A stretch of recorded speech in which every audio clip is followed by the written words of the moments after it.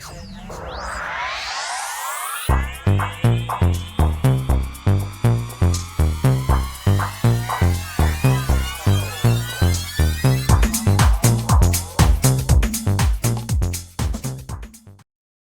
Taurus Gemini, to your November 14th through the 18th reading. Hope you friends are doing great out there. If you friends like this, please like and subscribe. Okay, friends, let's see what's going on with you. Best message from the 14th through the 18th. I do feel like there is some kind of disorganization that is kind of throwing you off your game right now. Trying to juggle some issues.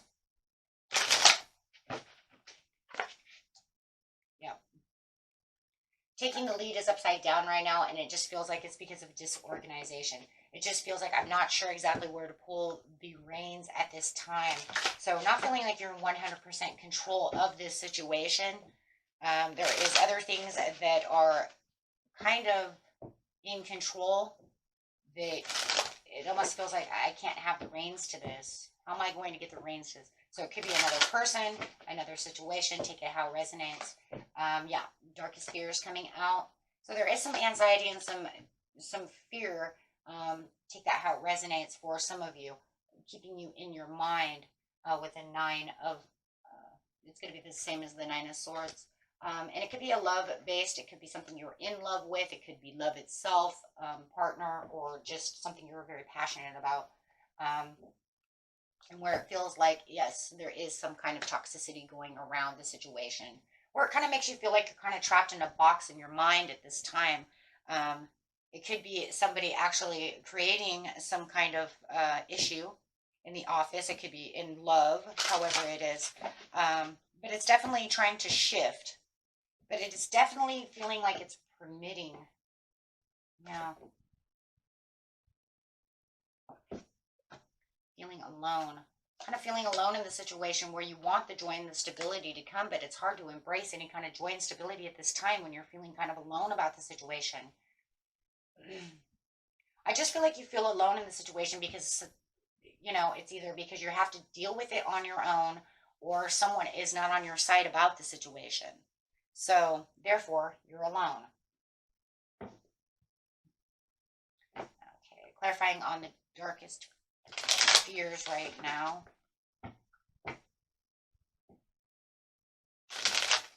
Uh-oh. New cards. You know how they are, guys. They want to get away from you. They make them so laminated.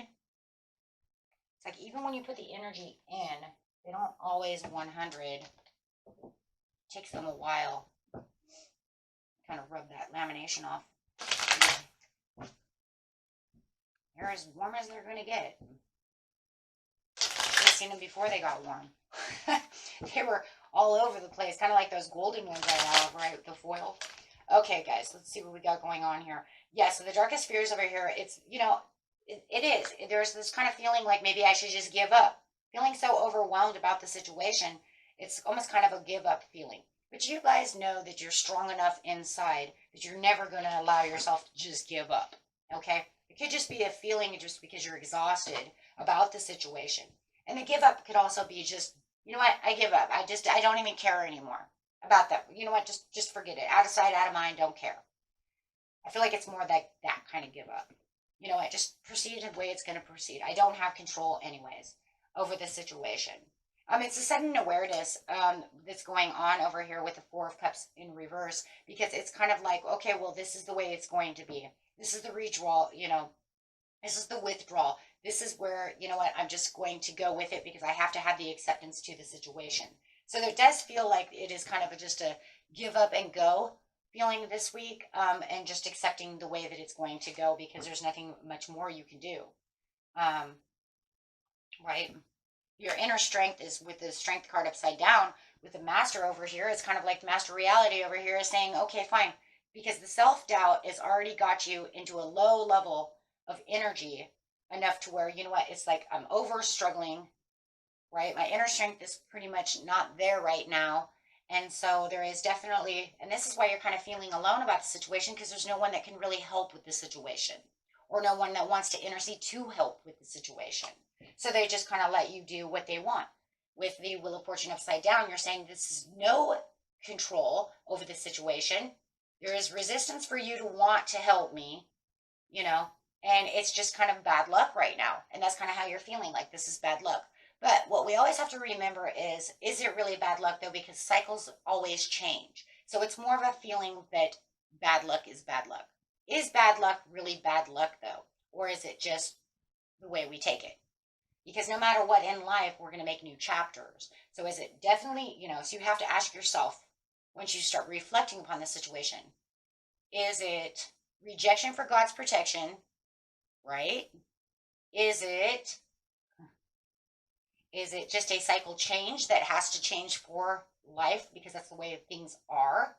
Or is it just literally a coincidence of bad luck? Because it can only be the three. Right? It can only be the three. So with the joy and the stability, it's the acceptance of moving on and finding the peace that you have within yourself, right? With the Five of Cups. I have to understand that there are personal setbacks. I have to understand that the only way to really get to the joy and stability is to have the more understanding that shit happens.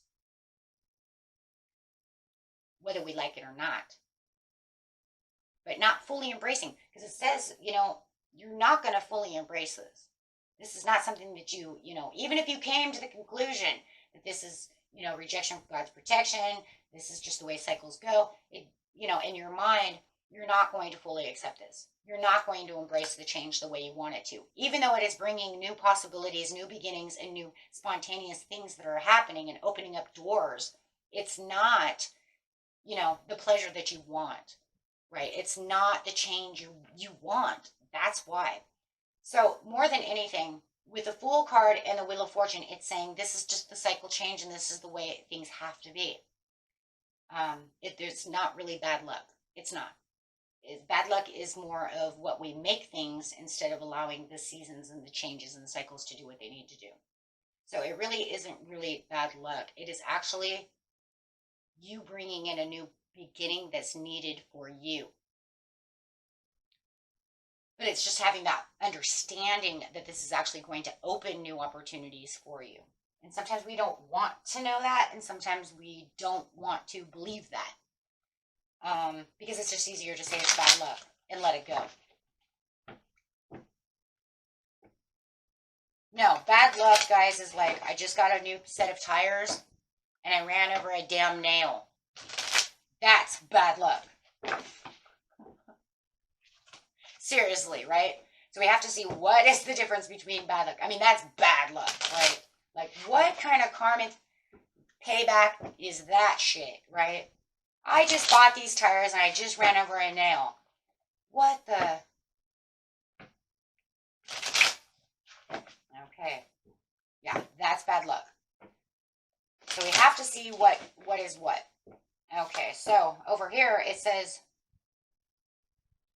you already have the Ten of Swords, my friends. So guess what? The Ten of Swords upside down says it can't get any worse than this. You're already up against a wall, so don't worry about it getting worse. It can't get any worse. Now all you can do is recover, because after 10 comes 1 is the new beginning. Of course, you're not going to embrace that right now because you're kind of still in solemn mode. But it can only look upwards from here. And remember, it's crazy because we were just talking about the change and the cycle change. And this talks about what? The resisting of a change is what? Inevitable. You can't change the change. So we know for a fact it's not bad luck. It's a cycle change. And this is showing the resistance to the cycle change. Don't want change. The Judgment.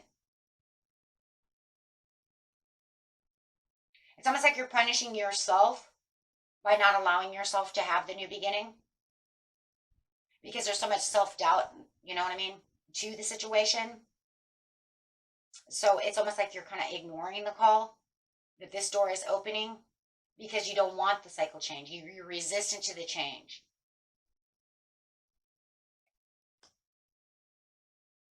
King of Cups.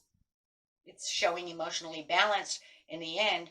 Once you find the balance and you have the better understanding of how the cycle change is, the King of Cups will come back and you'll see, you know, look at that. Once you actually embrace the new beginning and walk through the new door and the new chapter to your life and have the acceptance of the accomplishment and feeling like, you know what, look, this is what it is. Then you have the arrival of the King of Cups, which is your own balance, your own support. You're going to feel way better. You're going to embrace the change because you're going to see it as a completion and in entering a new chapter of your life. Because the other one is already, doors are shut. It's completed. It's done. Right? If it wasn't done, it would be upside down. It's saying, no, it's right side up. It's completed. You need, to embrace what you have. And this is where you feel like you don't have the control because you really don't have the control anyways. It's universally set up. With all these cards, this cycle was going to happen. And it's meant to happen. So no, you don't have any control over the situation. It just is what it is. The control that you have now is to embrace the change and say, you know what, this is the way it has to be. This is where you will therefore get the things that you need, which will be more balance and trust in your life and trust with blind faith that this is what's supposed to happen. You will figure it out. Okay? Until next time, my friends. Peace and love. Bye-bye.